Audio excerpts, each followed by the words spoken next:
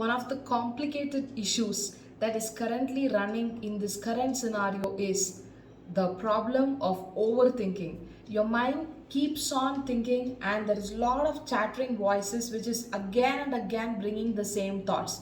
And what is the only solution for this is to develop the concept of conscious breathing. When you do it, eventually you will develop a very deep calmness inside you, and all this over chattering voices will actually get down and you will get into a deeper calmness. How do you start with this? You need to start with breath awareness.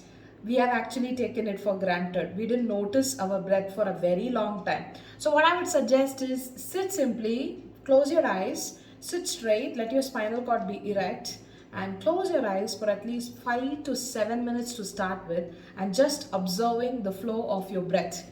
Just go deep inside and see whether it is shallow or whether it is deep. Are there any vibrations inside your body? Are you able to sit quietly and calm for at least 5 minutes? Remember and do all this. Develop a lot of awareness inside your breath. Your breath will start guiding you. Yes? Bye bye.